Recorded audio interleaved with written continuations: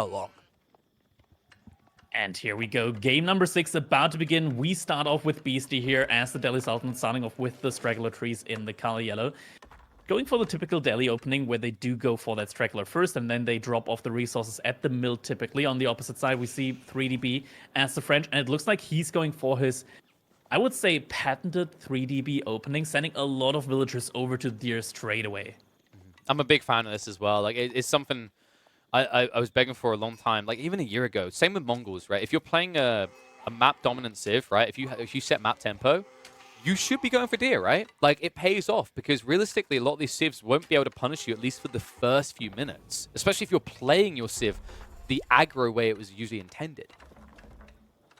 Exactly, and especially a civilization like Delhi, like they're not going to be making any units in the Dark Age. It just doesn't really fit into their game plan. And yeah, so the deer play definitely not going to be contested early on here by Beasty. Now, the cool thing as well about the French is they optimally can get into wheelbarrow around the tech up. So to your point, like no units in Dark Age, they should hit feudal about the same time. But when they do, we've seen French players optimize to typically have wheelbarrow as the tech up hits or within 20 seconds, meaning that if you are forced to eventually retreat, you can do so quickly. Another cool thing is you don't really leave much expensive behind because that mill only costs 25 wood. Exactly. I mean, I talked about it a couple of times previously that wheelbarrow, when we see like a Dark Age wheelbarrow, like a really early Dark Age wheelbarrow coming in, for most civilizations it doesn't make a lot of sense because you're just not going to be in a position where you're going to be traveling huge distances with your villagers early on. But for some civilizations, especially like the French here, when they go out to the deer early on, they can make early use of that increased movement speed from their villagers. Usually for other civilizations, we only see wheelbarrow really coming in at like the 7-ish minute mark. That's when they really want to have that added movement speed on their villagers. That's when they start going out onto the map for additional resources, or when they have to go out on the map for additional resources. And yeah, I mean, with the French getting all the discounted technologies, all the discounted eco technologies, it just makes sense. It's such a great buff to have for your economy. Now, it's not as good as getting all the upgrades for free, but at least you're getting them a little bit faster. Yeah, you know, it's the fact like you don't pay them the pauper too much, right? It's like the cool thing is it's not when you think about it like long term as you scale as well. It's not just that you pay 30% less as the French. It's that all these eco buildings cost you half price, right? And that does add up. And if you think about it, like if you drop, that's by say by 10 minutes, you've had to like replace your lumber camp twice, and you went for a mining camp on the side. Like you've really saved 75 resources there. With the discounts, that's almost one of your tier 1 upgrades. It's kind of crazy. Yeah, we can make incredible savings there. I mean, for French, it's pretty much always the time for savings there. And now we see Tower of Victory coming out here for Beasty on the opposite side, B going with the School of Cavalry. No surprises there with the landmarks. I think we kind of saw like Dome of the Faith being used less and less often recently. It's just Tower of Victory does give you that really, really big bonus to your units, and especially in Feudal Age with the added attack speed on units like archers, for example. Being able to just shoot so often means that in an archer-on-archer battle, you're pretty much always going to win. Yeah, and the interesting thing, by the way, is that placement on the School Cavalry from B, building it so far away from home. I think this is because just too much of his eco was in that area, and we mentioned this whole thing of usually you don't have wheelbarrow when you start the tech up, right? So running all those villages back towards Sheeptown, as I like to refer to it, would be incredibly inefficient. Yeah. Just doing the efficient thing here, sending the villagers that he already has on the deer there. Wheelbarrow also has been queued, so it's going to be finishing in roughly like a minute-ish from now. Doesn't quite have the resources yet to get the knight, but then again, he can just drop off with the villagers that are on the deer. They tend to carry a lot of food, so could be that he already has the resource that he needs in order to get that knight out. Doesn't have one in queue yet, though. No, there you go. It's almost got what he needs. One more drop-off should do it. And also, there you go. And then next thing, he can just get into survival techniques, right? And that really is going to allow him to flood knights in these early interims. Curious to see what BC's response is going to be. We usually will see, like, what? Archers and horsemen is very popular, but do you go spearmen, horsemen here because you're up against French knights and accept that there's going to be archers that you're facing off against as well? Oh, yeah, well, I mean... that answers it. I mean, a composition of just knight and archer. Actually, we're seeing a barracks here now, early on from B. Is it actually going to be a barracks play? I mean, I don't dislike it, but I also don't like it. Well, so was he running past the base? Did he see the racks? Because my thought is like, is he just assuming that the logical follow up would be like what spearmen plus archers, right? When you have the attack speed as well. But now, if I'm not sure what to make of this right now. if you get scouted, I think you just get discounted, right? Because this is the thing. He's playing off this logic that B should be doing knights plus archers. So Beasty could probably lean into horseman spearman. So if Beasty now blindly goes horseman spearman, then B has the solution, right? He just wins. I mean, we rarely see that. A villager does get picked off here by that knight before any upgrades came in on those spearmen there. Did take a good bunch of damage, but is going to be able to survive here. Going to live another day. And I mean, I'm also looking at the map right now. I think if B were to go for a second TC, there's a really nice spot up in the north there. Or with deer right next to it. Yes, and well, I don't think the annoying thing I think for B here is when you look at the map, unless he wants to take a very defensive second TC, if he does go that way, of course, you're very predictable, right? This is one of those classic you roll your eyes when you get the map generation, because if you look at the south side of his base, there's nothing here. There's like a berry patch, and then further out, there's one stone outcropping.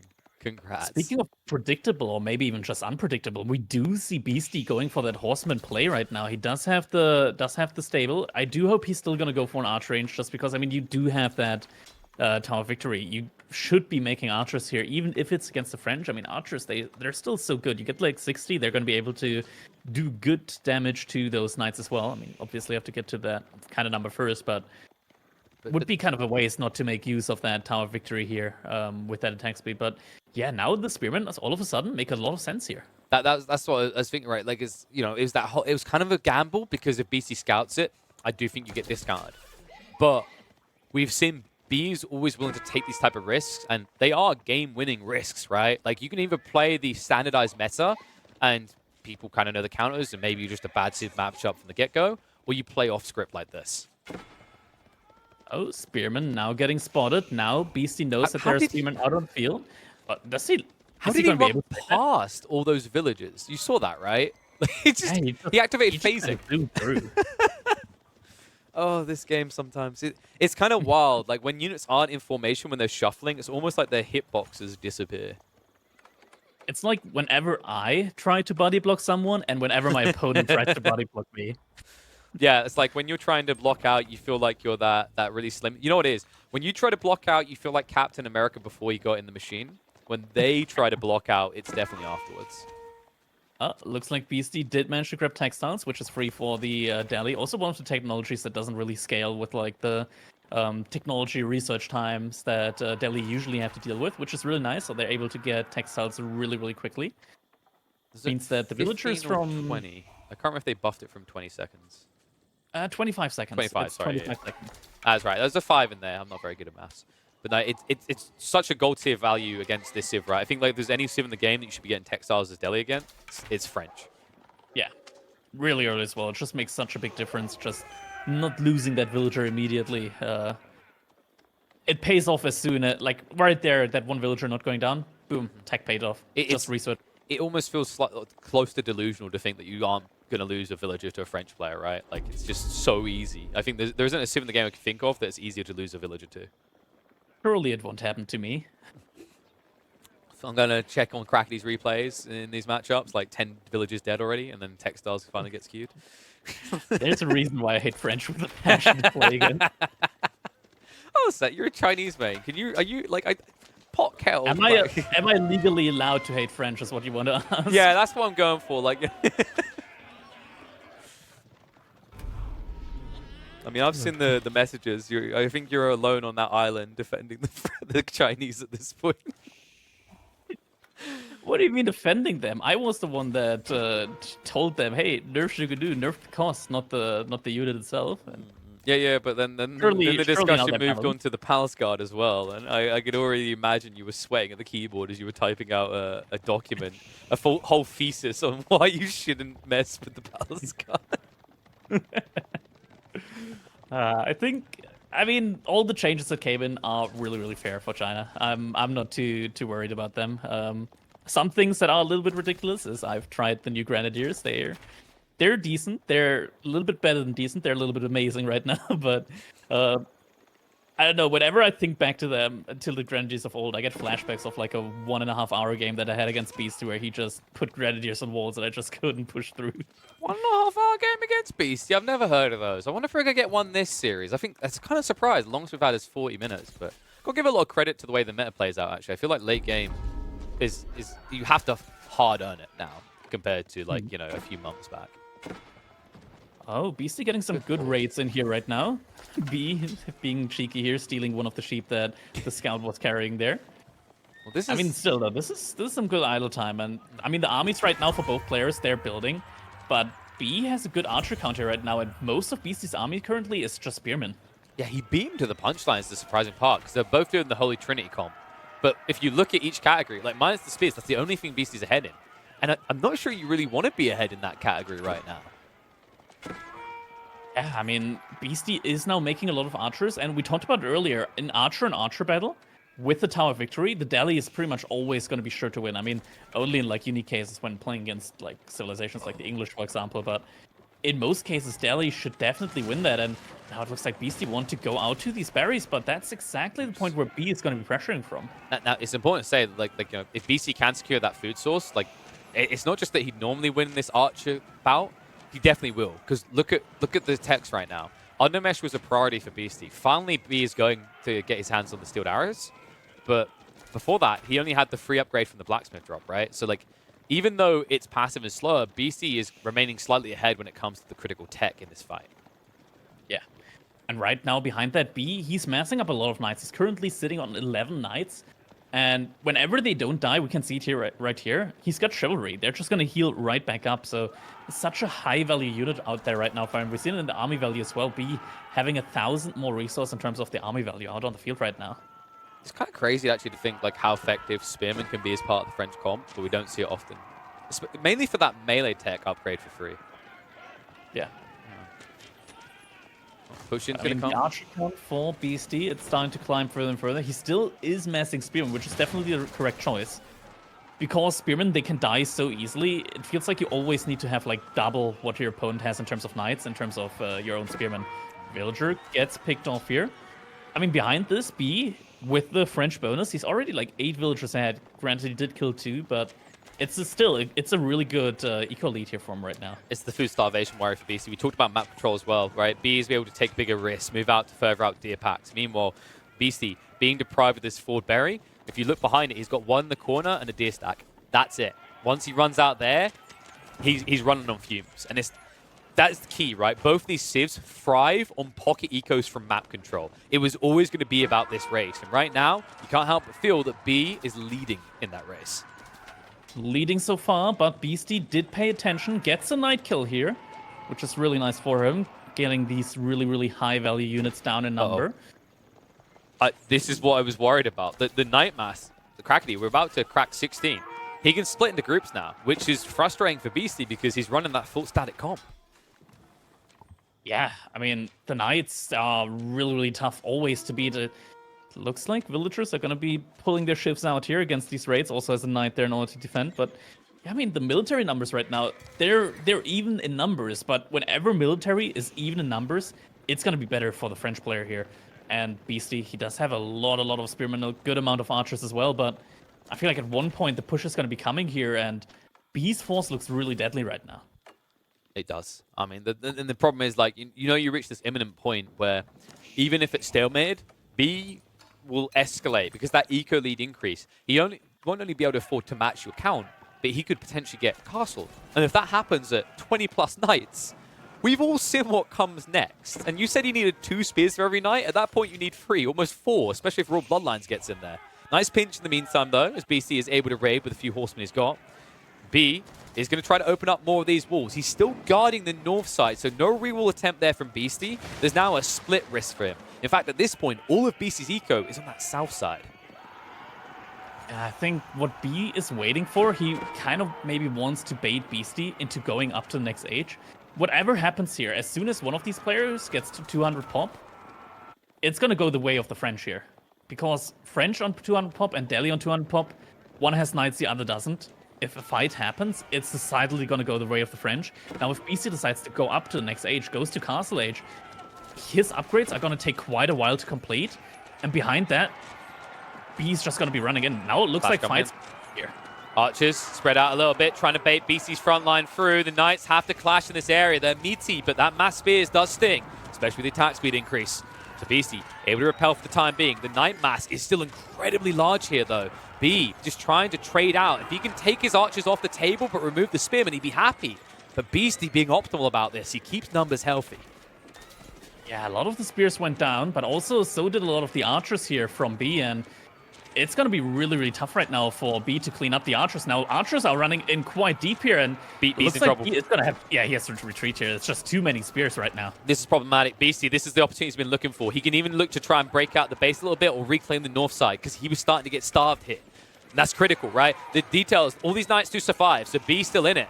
But with the archer mass missing behind him, this probing threat, this tickle of archers slowly whittling you down is now always present. It allows Beasty to come out. Now, the destruction value here is still favoring B currently. And he does have a good food bank. He does have a good food income right now as well. Issue is he's lacking the gold to just further increase his knight numbers right now. I feel like we're just about to see a big fight here. I do say that as B splits up just a couple of knights. And oh, this is a brilliant read. Yeah, this is why knights are so strong. You just split off a couple and your opponent has to react to that. These Knights, they just keep slowly running back across the field. B, you can see what he's doing. He's trying to buy time until the issue arrives in his base. Archer Mass is starting to get a little bit overly aggressive here, so the Knights get a good pinch. Will commit to the clash because the Spearmen are actually body blocked out by the front line of Archers. B looking to clean up here. But that Archer Mass, that Spearman Mass, still too big, and B definitely takes a heavy hit.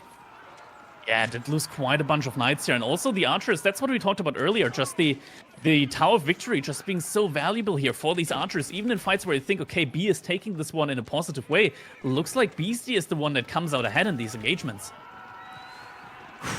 Those Knights as well in the base, they're starting to be whittled away at. Only 2 remain. They will at least make their way finally through. Maybe they should have just went straight for this immediately, but of course B, he doesn't have God vision like us. He doesn't know exactly where to look. He understands that Eco is probably in the south side, but that's still a massive area for 2 almost blind Knights to discover. Yeah, but game continues going on, and which means at some point a farm transition will have to be made here by our players. And I mean, Beasty, he still has 1 berry patch at the north side, which he just managed to finally get the rewall done. So it's gonna be B who's gonna have to be the one to go for the farm transition first. Yeah, I feel like. Yeah, it's getting worrisome, right? Because I think B, he already took a Pumba. He's already cleared both his deers. He's now on berries. You're not Delhi. You don't like this. It's not a delightful experience. And I just look at the military, right? Like, sure, we talked about the slow eco lead B's been scaling, but that military count, it's crazy to feel how different it is when we had the neck-and-neck situation with the premium army. Now B is kind of nibbling at the heel, but not able to stop Beasty from pulling ahead. Yeah, now behind this B, he still has an economic lead with these faster villager creation. Now Beasty, he does have 1 sacred site, has had it for quite a while now, is getting a lot of gold generated passively through that. This fight here, the military from Beasty, it's not there, and actually villagers getting pinched. Well, they're dead. That is not going to save you. Tower's going to go down before reinforcements arrive, so 5 villages likely to be lost here. They get surrounded immediately. And B, like a thief in the night, can just walk away before trouble arrives. 1 villager survives. They leave 1. Tell them what you saw here. Quivering your boots. The French Armada are coming. Make them remember. Oh, but archers fighting against archers here right now. And that is always going to be a fight that the Delhi are going to be very happy about. He might get baited a little here. You can see he's looking for it. He's like, come on a little bit more. Come on, come to Papa B.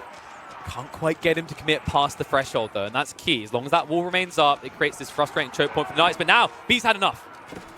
He keeps trying to force the matter. He knows he's losing archers, but if he's taking out a spearman for each one, he seems happy. However, he's burning his front line pretty fast. What was that, like 6, 7 archers on the front side now? Yeah, the archers, they die really, really quickly. Behind that, Beasty is also getting in a couple of raids here. Managed to kill a couple of villagers here, actually.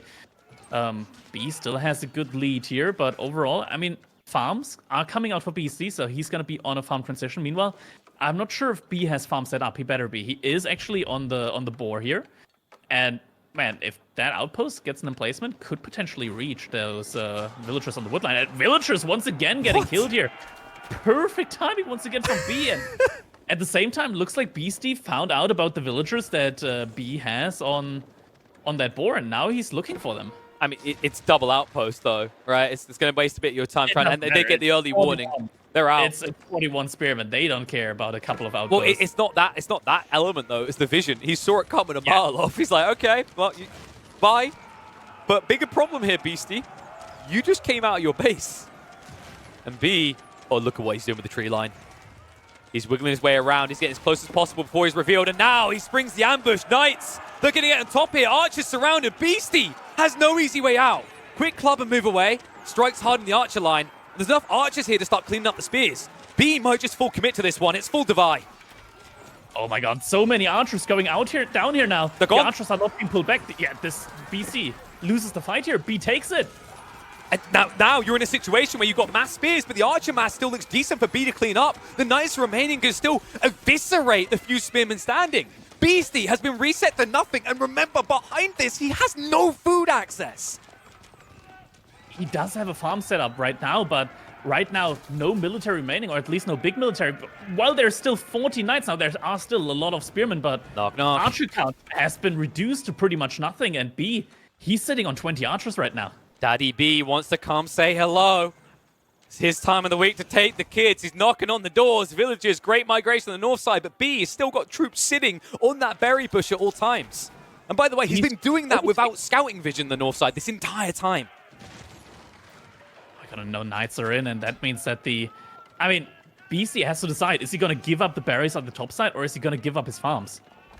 He can't give up the farms, though. He invested too much into those. Looks like B doesn't pressure that side, though. He's taking his time. He feels the lead, understandably so. Yeah. Walls might finally go up. A horseman has pulled north side, and it was only archers here this time. B, understandably, maybe can't split up his knights as much right now, being down to 16. Like I say, down to 16. The damage he's done to Beasty in return is felt. 40 military pop compared to 47 that includes a lot of premium units. Oh my god, and more knights getting pumped out onto the field, and just every time you see a low knight, you know that that one is just gonna heal back up again if you can't take it down. And archer count now firmly in the lead for B here. Idle villagers, 20 plus, just stuck. Not sure if they should work. They go into the wood line. This choke point, though, look at the way he bites him in. Knights able to peel back, reveals the spearman, and there's just enough here to stand their ground. Reinforcements are coming out from Beasty. He knows if he fails here, he fails entirely. This is match point game. This is the end of the road. Nothing but wins will do it. And Beasty is looking like he's heading for a loss. Knight count is reduced to 8 on the front side. Archer's being tickled away, but your defenders are gone. You've got a random trader in there for God knows what reason, and the villagers have to fight, but they fight against the knights. And they say GG gets called. Oh my god, what an engagement there. B just takes the engagement there early on, surrounds the archers, takes a good fight, and after that just completely pushes through, and Beasty gets eliminated here in a 4-2 for B. What a way to do it. B able to come out in the end. You mentioned premium French. Well, guess what he did? It was like a mwah, kiss for the Madonna. What he done in this game, the way he essentially peeled back and forth north, west and south side, the way he was able to extract value off the map with that premium movement speed. It paid dividends, and Beasty now, for the first time in what feels like, it feels like a while, at least when it comes to the primary events on EGC's channel, will not be present for the grand final. Exactly. Instead, it's going to be B, and he's going to be waiting for whoever wins against each other in the next set, with Marine Lord facing off against Lucifron coming up next. And a fantastic series that should be. Now, for those just tuning in, you just missed a banger. You're going to want to catch these across on the YouTube side. Go across there, by the way, and subscribe.